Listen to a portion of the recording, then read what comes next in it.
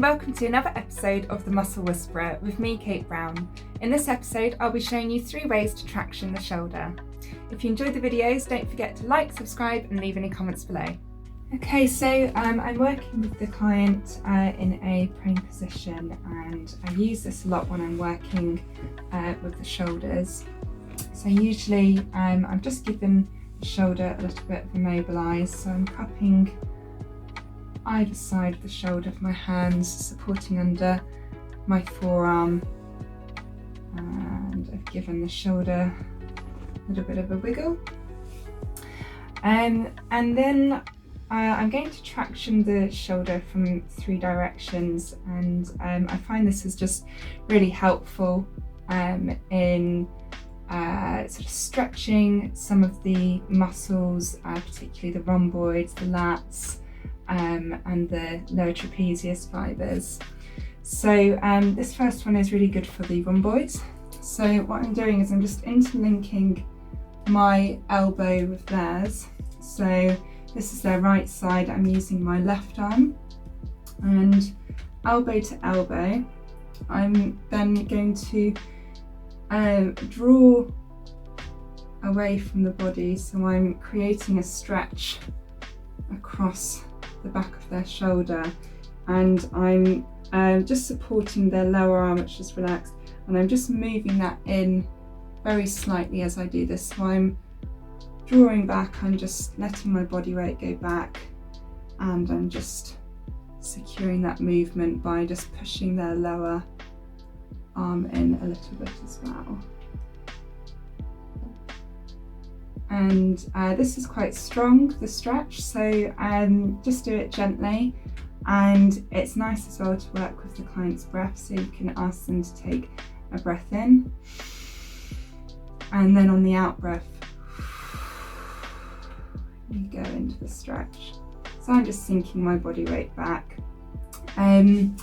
So then I've done it from this direction, so just lateral, and I'm going to bring the arm to more of a superior position.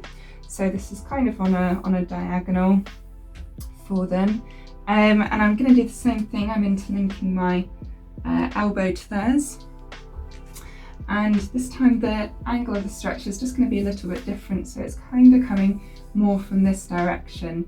So we're working a little bit more into the lower traps and the lats as well. So I'm just interlinking, leaning back a bit, and again I'm just holding, just pushing the hand, the wrist in a little bit just to support that movement. It's a nice stretch. That's lovely. And you want to be a bit careful, make sure that you've checked in your consultation that the client hasn't dislocated their shoulder before, or that they're hypermobile, because in this case these wouldn't be appropriate for the client. You could risk dislocating the shoulder, which obviously you do not want. And the final traction I do, and I just let my hands glide down to their wrist, where I'm going to sandwich either side of their wrist, and with my legs straight and with my back straight, so that I'm protecting my back, I'm just going to pull their hand, or by their wrist, down to the floor, and that is a really good strong stretch, and they're going to feel that all the way through the shoulder girdle back through the back. So I'm just taking my hands either side, and I'm just dropping straight down to the floor. And again, it's good to use the client's breath with that, because it's quite a strong stretch. So you've got your lateral, got the diagonal, and then you've got one coming straight down to the floor.